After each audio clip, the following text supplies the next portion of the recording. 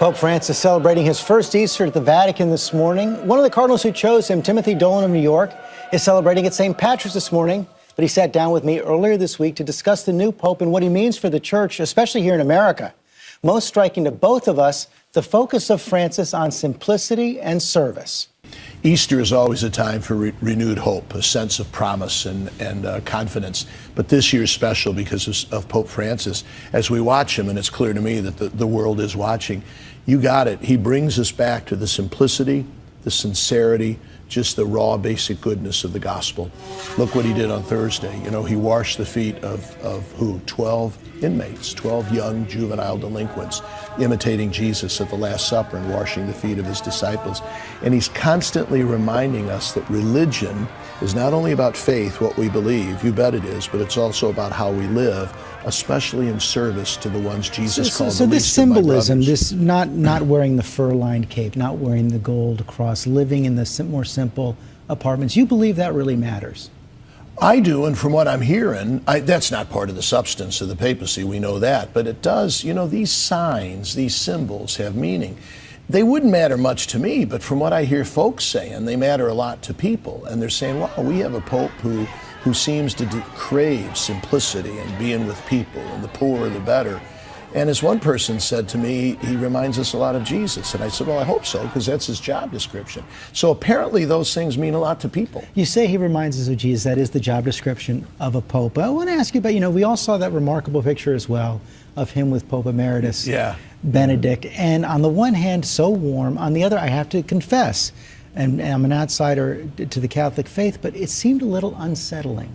Yeah, to see two popes in the same room. I think it was unsettling to a lot of us because we're just not used to having two popes, even though one of them is retired.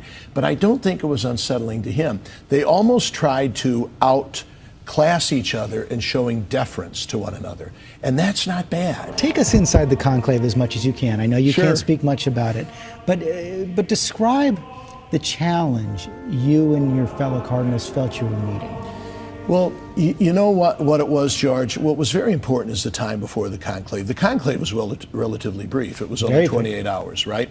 The time before, that's when I was actually more nervous, believe it or not, because I felt the burden of getting to know my brother cardinals better. Once I entered the conclave, George, and the veterans, the cardinals who had been at a conclave before said, Tim, relax, because you get to know them, and by the time you enter the conclave, you will have settled on 2 or 3 people that you think with whom you would be at peace, being the next successor of St. Peter. And that was true. You know what I want to ask you? You want to ask who the 3 were? Yes. Go ahead and ask, but I'm not going to answer.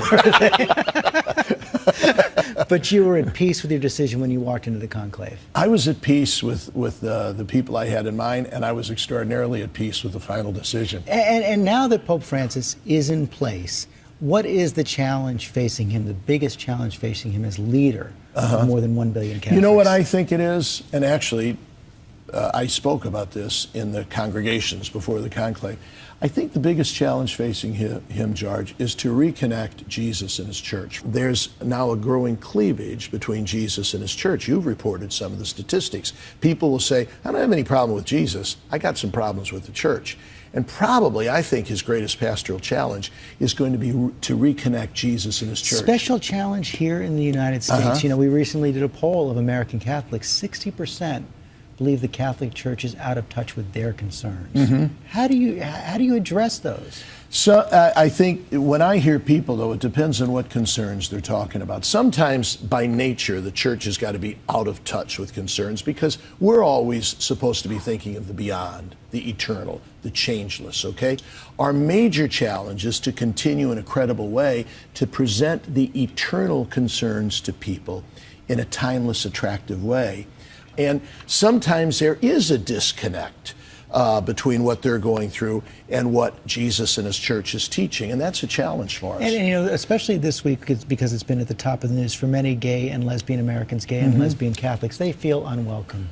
They do. In the church. What do you say as a minister, as a pastor, to a gay couple that comes to you and say, we love God, we love the church, but we also love each other and we want to raise a family in faith? What do you say to them? Well, the first thing I say to them is, I love you too, and God loves you, and you were made in God's image and likeness. And we want your happiness. and you're entitled to friendship. But we also know that God has told us that the way to happiness, that especially when it comes to sexual love, that is intended only for a man and woman in marriage, where children can come about naturally.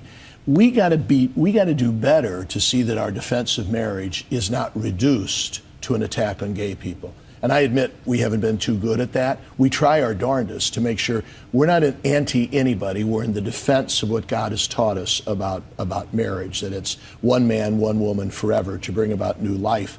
We got to do better to try to take that away from being anti-anybody. And I admit we haven't been too good. Yeah, how do you do that? Well, I don't know. We're trying our best to do it. We got to listen to people like the couple that you just described that say we don't feel comfortable here. Jesus died on the cross for them as much as he did for me.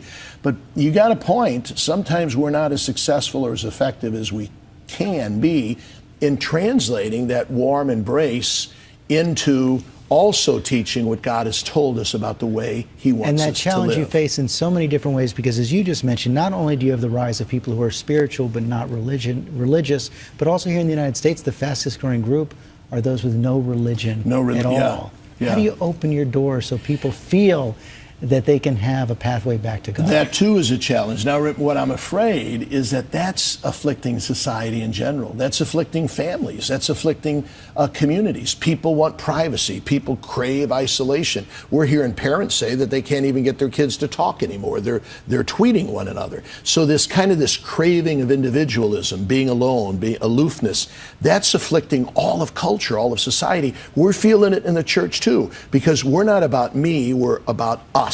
We're about the our. We say our Father, but society is saying it's me, myself, and I. And we're saying, it's us, it's we. And that's a tough sell in society. You have become one of the most prominent voices in American Catholicism right now. Thanks. And no surprise to you, mentioned often as a possible pope going in to the conclave. But the question I have about that is, did you find over the course of those discussions that this whole idea that having an American pope is simply out of the question because America is this great superpower? Is that receding? I think it is. George. Now, beforehand, I said I thought that was still there, and actually I thought there was some wisdom to that. And you thought you had no chance.